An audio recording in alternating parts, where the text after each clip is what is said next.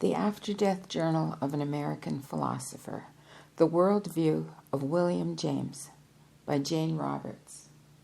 Chapter 13, Biological Faith and Nature's Source. Thursday morning, May 19th, 1977. On Earth, I thought I devoted a good deal of attention to the nature of thoughts and concepts and the connection between them, and private and national life. Now I see that all of the Earth's natural events, its seasons, the varieties of manifestation and expression, all represent an inner, inexhaustible nature that is mental as opposed to physical, if we must use such terms. The given planet, with its astounding framework of creativity in which Earth's creatures reside, and which supplies them with all their needs and requirements, all of that represents but one facet of this larger nature's capabilities. This nature, and when he uses the word nature, he capitalizes it. So this nature, initially mental, propels thoughts into actuality, regulates their development and growth, and provides to each being a given mental, psychic, and spiritual world, which is again naturally expressed and seeks its own development. Here also, the psychic requirements and needs are met, and a state of grace is safely provided in which action can be taken without care, and by this I mean without the anticipation of impediments. This brings us to faith, of course, which, as I now perceive it, is a physical, biological condition of growth and a psychic or spiritual condition as well. It is as if faith were the agent that developed a negative into a definite picture in the dark room of the mind. And without faith, the events will not take in quotes. My life's work gave me such ideas, and Christianity's brighter beliefs stress faith, but unfortunately in such a shallow manner that often faith and intellect seem to be adversaries at best, or complete strangers fated never to meet to discover their common ground. Here, however, faith is so obvious and ever-present, its principles so clear, that I am given a close-up view in which faith's importance and characteristics are definitely shown to be the agents in which any kind of growth can creatively happen. I am not referring to the brassy, almost harsh, false optimism that is on earth sometimes flaunted in faith's name, nor even of faith in this or that church or theory or school, but of a faith that exists whether or not it knows its object, whether or not it is attached. To the extent that faith applies to everything, anything, to the extent that faith applies to anything, then it is trust in one's natural order of being. The feeling that the conditions for existence are largely conducive to it, that needs will be met within the circumstances of that natural order, and that one is couched and supported in one's existence by some larger nature from which the natural order springs. In such a medium, bones, frogs, stars, and philosophers grow. I am speaking of a pragmatic, psychic, or spiritual medium that must be present if any cell is to develop, if any atom is to combine with others. In other words, of a medium in which all events and actions happen. The expectation of motion is involved, whether it be physical or mental motion or both, and a freedom of direction in which the action can occur. That is, faith is self-moving, or promotes motion and dissolves barriers. The infant's blind faith operates faithful to an inner biological and spiritual vision, providing the necessary belief in safety to allow for the infant's accelerated growth, so that the child reaches out, explores, and is free enough to exercise its curiosity. For the development of curiosity is dependent upon just such blind biological faith, and curiosity is also one of creativity's underpinnings. Faith easily makes a legitimate biological claim then. Its lack in any area results in a vacuum of development, a weakness in which, for example, faith's natural immunities break down or disappear. Faith's presence is an active, health-promoting agent.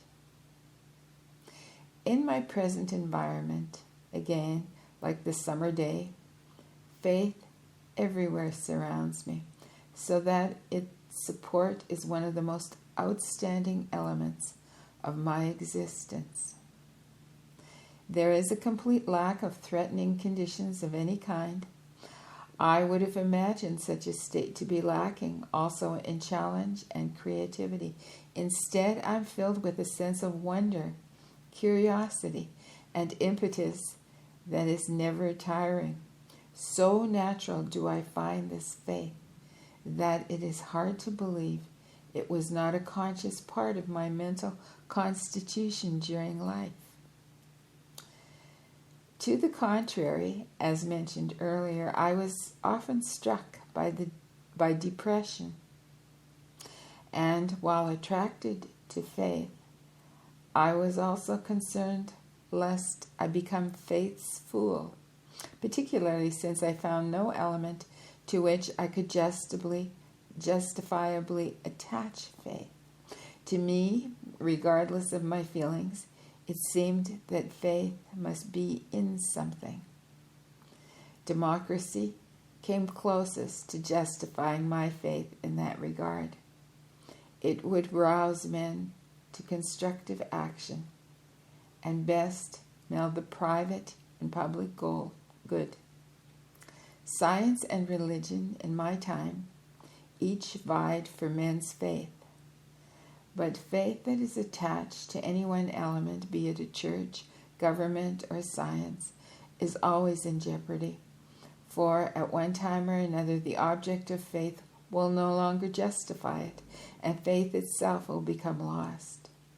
Or certain kinds of men can attach their faith, like their love, to a series of objects, one after the other, thus making faith continually operative, each time losing it and then finding it anew. In life, I was very much interested in such issues, particularly where faith was connected with belief systems, for it seemed to flourish equally well in the most auspicious and most inauspicious mental environments, and to grow as well around the silliest and most profound of doctrines. Thursday afternoon, May 26, 1977. But what, I asked, stood in faith's way? And if faith did possess a biological value, then why was it so lacking in the majority of my fellows? More than this, faith's appearance was not always welcome, and often came in quite abhorrent form. For how many people I met professed faith in the most nonsensical or dangerous of doctrines? How many faiths existed by virtue of their exclusions? For example, there were those whose faith denied either the soul or the body, pinning their beliefs on one another, but struck with such a smallness of mind that the tenets of their faith showed by contrast only the limited area of its scope. Thus, heaven was closed to non-Christians, and belief in Christ often brought membership in an exclusive spiritual dub, D-U-B, dub, as snobbish as any Londoners. Let me read that sentence again. Thus, heaven was closed to non-Christians, and belief in Christ often brought membership in an exclusive spiritual dub as snobbish as any Londoners.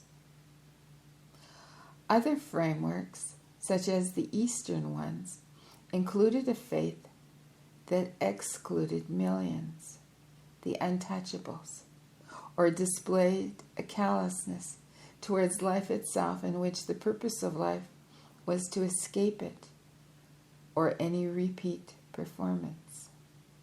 So I found surcease again in my faith in science and democracy. But faith I now see is more general. Omnipresent quality is a more general, omnipresent quality that is best not attached to any particulars, while it may at any time include them in its larger scope. On the other hand, faith is personal, intimate, and must spring from the individual's innate knowledge of his connections with nature, following the order of existence into which he was born. Each person is born with that spiritual and biological optimism, that psychological aura of safety in which existence is meaningful precisely because each individual feels the presence of a personal universe in which he and every other consciousness has meaning, even though that meaning may not be intellectually understood. But where can faith's justification be found if it does not reside in the object of its attachment, or if the intellect alone cannot discern it? It can be discovered through the exercise of the intuitions and creative abilities, and through the natural inclinations and leanings of the individual. For I now know beyond all doubt that each person is gifted with natural faith and insight, with built-in impetus and guidance, in which biological and spiritual faith are equally merged. Science, religion, and psychology have, unfortunately, with the best of intentions, muddled that inner knowledge and separated man from the practical use of inner direction. Proof for the existence of the soul and its immortality cannot be found, as I once hoped it could be, by any assemblage of facts, but through direct knowing, direct experience, which can yield a comprehension of those psychic events, but in a different order of knowledge entirely. The proof is in the pudding, and such evidence would result in a far better world, of course, but, more important, in the meantime, each man or woman who succeeds in rediscovering biological and spiritual faith receives evidence of that ancient heritage through a complete regeneration of body and mind. When that regeneration falls short of its mark, the comprehensions have not been allowed full sway. A cosmic consciousness experience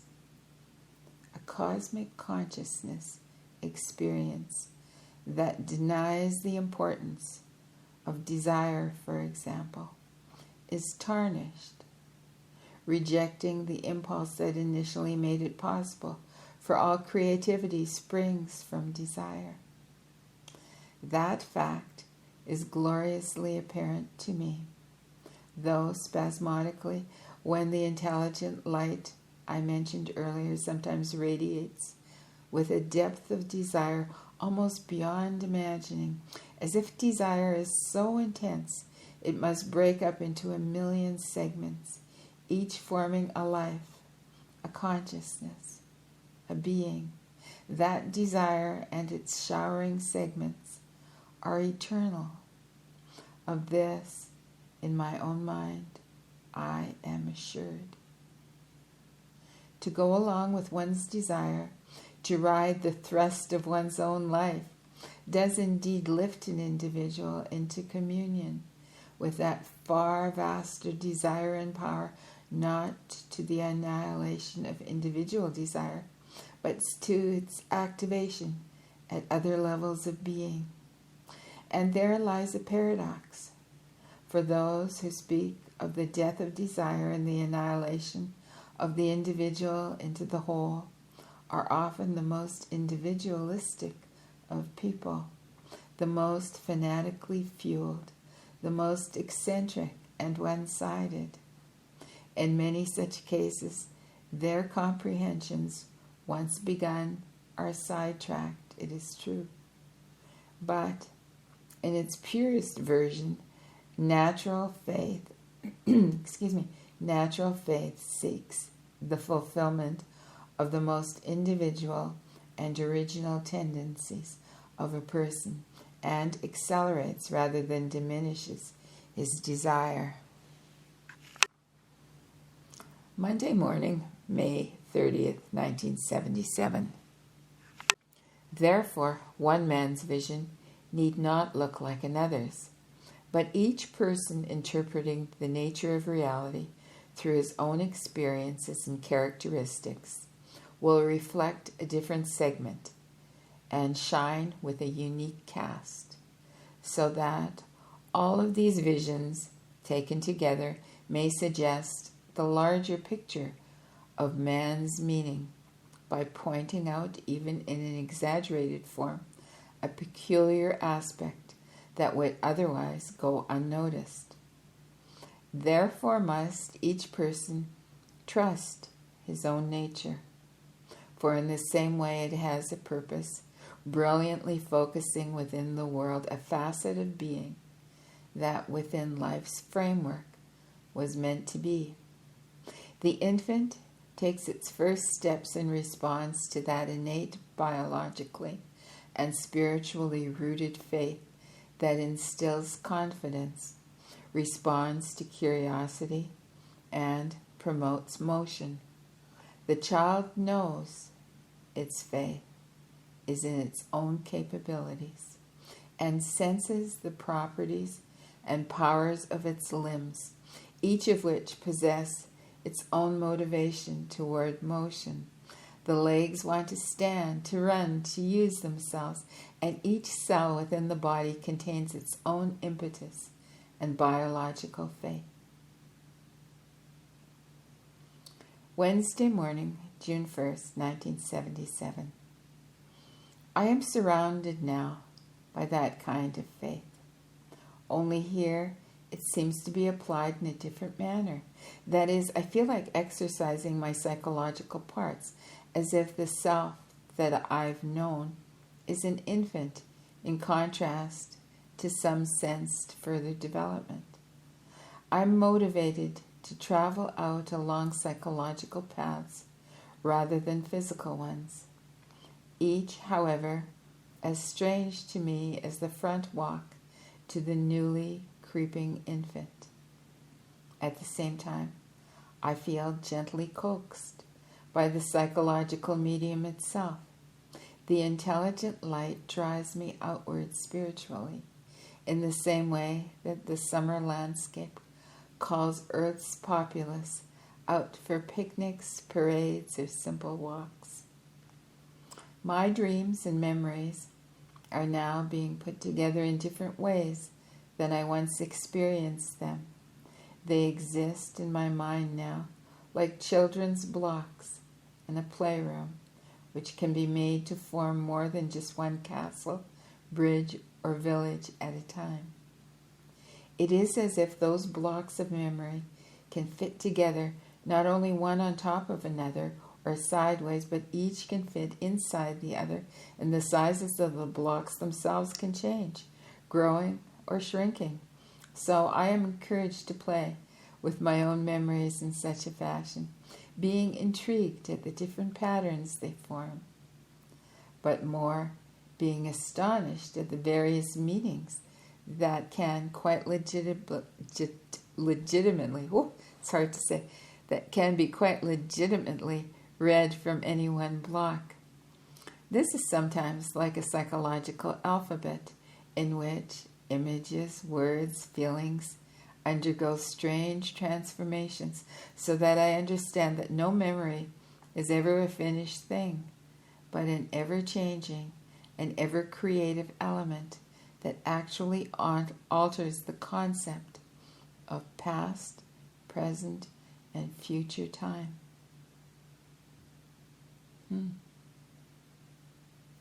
But now, some curiosity rises within me, or rather now I am aware of it, that urges me towards psychological exploration, that stretches inner psychic muscles perhaps.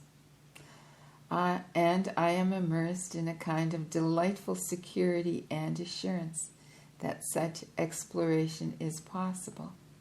I know, for example, that in one way or another, the most simple of my memories can lead to an incredibly distant intersection point where it opens up to all the other memories of man's racial future and past.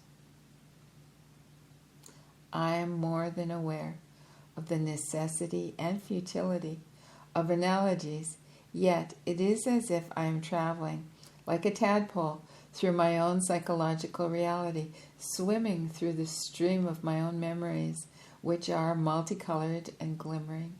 And at some point, I will come to the open sea, with about whose infinite area rise the psychological shorelines, the true inner landscapes, cliffs and mountains of time, memory and desire. Oh, that's beautiful. I'm going to read that sentence again. That's a good sentence. I am more than aware of the necessity and futility of analogies, yet it is as if I'm traveling like a tadpole through my own psychological reality, swimming through the stream of my own memories, which are multicolored and glimmering, and at some point I will come to the open sea, about whose infinite area arise the psychological shorelines, the true inner landscapes, cliffs and mountains of time, memory and desire. By then, perhaps, I will have changed my form as the tadpole becomes the frog. But when I reach that open ocean, I will be equipped with whatever mental gills are required.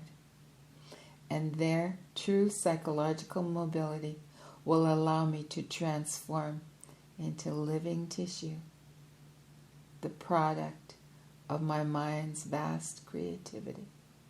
A creativity innate in each of us, living or dead. Civilizations may rise up at my beckoning, for my own self once rose in that fashion. I feel then that man's heritage is this, that in ways presently far beyond my scope or possible attention, the physical world and all others are the powerful issue of our psychological reality, that we are immersed in this atmospheric presence or intelligent light, gently nudged and coaxed into future areas of growth, insight, and understanding, and that we travel through psychological worlds in which our experiences also automatically form other realities, one swirling through the other, each cooperatively interweaving with the others. All of this is based on love, but not as it can be anywhere defined, for each being is born through love. However, whether or not, say, a given child is born of unloving parents, the child's seed is formed threaded and the chromosomes intertwined by the same love that is characteristic of this knowing light. That love on earth that may often be translated darkly, yet by its light only does reality come into existence. Thursday afternoon, June 2nd, 1977. Man's faith in science burned brightly in my time and is flickering in yours, yet that faith began earlier and will linger later, and as I knew it, that faith promoted action, zest, and curiosity. It was rousing, and under its auspices, nations have banded together in constructive scientific pursuits. Democracy has utilized the banner of science's faith. Huge corporations, like miniature nations, produce goods undreamed of in past ages. Earth, science, and oceans being explored in the light and through the thrusting drive of faith in science. Yet, if it can rightly be said that religion took a stance of divorcing reason from faith, science divorced emotion from reason, and therein lay its greatest flaw. For techniques of investigation undertaken only by cold reason's light cannot be warmed by compassion or love, and the end will always justify the means. Fanaticism results, scientists as overbalanced on reason's side as any priest on the side of institutional faith alone. The scientist must repress his emotions, and the priest his reason, at least in a conventional institutional frame. Faith will then ultimately find no justification in either religion or science, for each will show its flaws. So often in my life, I wore the tattered garments of a flawed faith. Thursday afternoon, June 23rd, 1977. I could nowhere within myself in life pretend that life's darker casts did not too often hold dominion, even though I had known others for whom those bleaker tints disappeared for all practical purposes in some vaster, more illuminated vision. I wondered what aided my own temperament, that life's tragic aspects appeared so momentous, and optimism often seemed at best only a darker blindness. For if one is blinded by light, such a light indeed is a useless mockery. Therefore, a faith that doses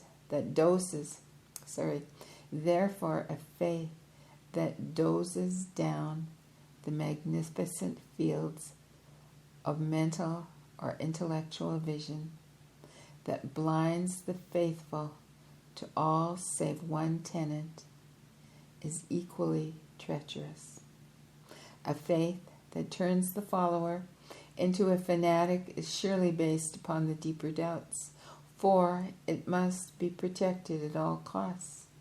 Such a faith provides an unwieldy, desperately manned craft, a sea amid the tumultuous waves of contrary beliefs, which must seem to cast dangerous undercurrents beneath each position of safety, and everywhere threaten faith's survivors. Therefore, I could not condone for myself a faith that denied reason or tolerance, even though such a faith often seemed practical enough for others at first or second glance.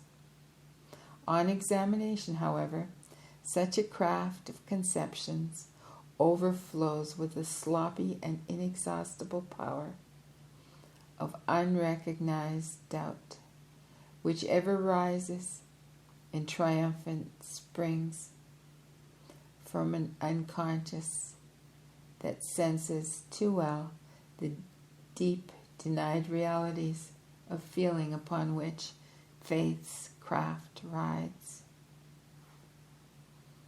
I'm going to read that sentence again because that, for me, is hard to understand. So let's tackle it again.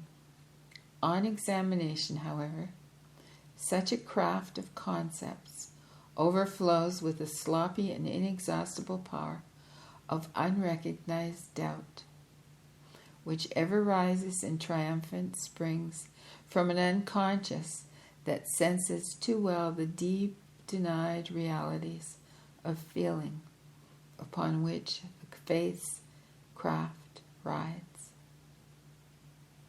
Followers of such concepts must be forever bailing out, separating their beliefs from others, and looking out for the heretic in their midst. When, for example, I placed my faith in democracy as the end-all, the political savior of man's existence, when I extolled its virtues most, I was most alert against what I considered democracy's enemies, in terms of other societies or governments, or in terms of those anti-democratic tendencies that seem to mitigate against man's equality. It was when I put my faith in science that it seemed she almost betrayed me, for each unscientific attitude came as a threat to science, but more it became a slur against my own good judgment. A man may make errors in choosing a mistress, but let him misplace his faith in the world of affairs, and he feels himself a fool. I make such a statement easily enough, but in so doing, I resurrect old feelings and shake them out, as one might an old garment, for such attitudes and emotions are no longer part of my mental or spiritual attire. They are stored, however, in the spacious closet of my experience intact, and while I recognize only too well their poor fit, their lack of style and outworn threads, still they were beloved habits of thought. I stroll among them now and then, picking one out for display purposes that once I would have worn as my normal garb. When I lived in time, I could recognize such ideas as the clothing of the mind.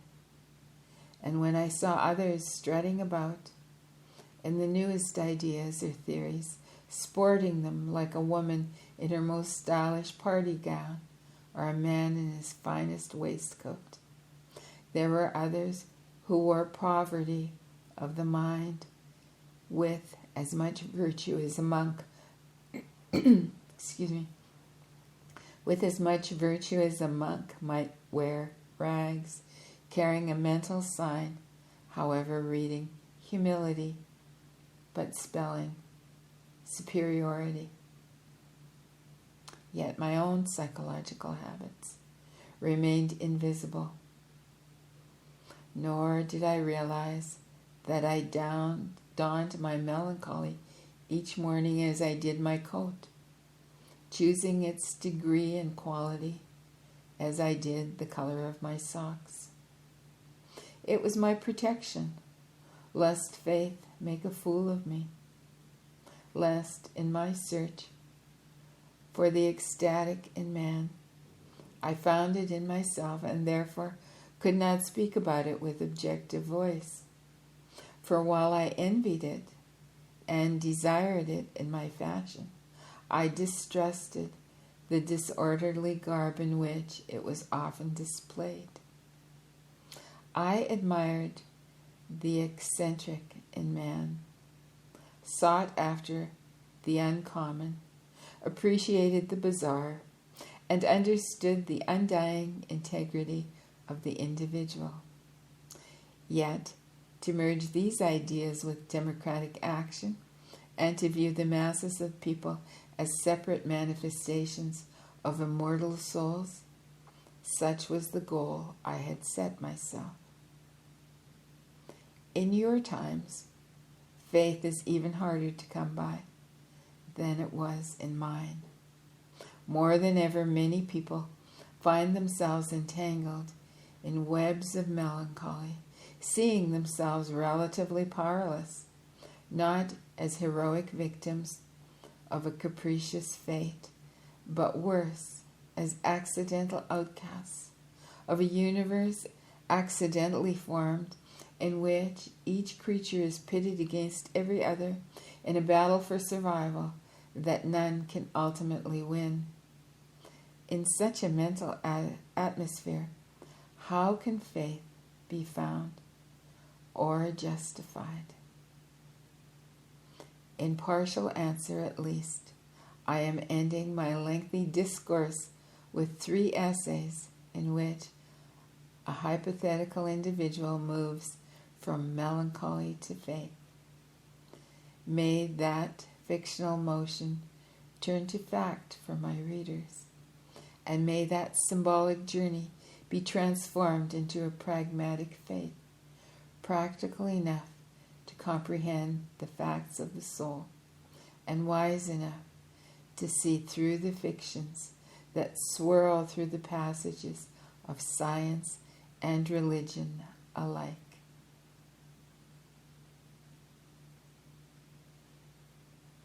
And that concludes chapter 13. Chapter 14 is entitled On Melancholy. Well, that should be interesting. I hope you'll join me there. Till soon.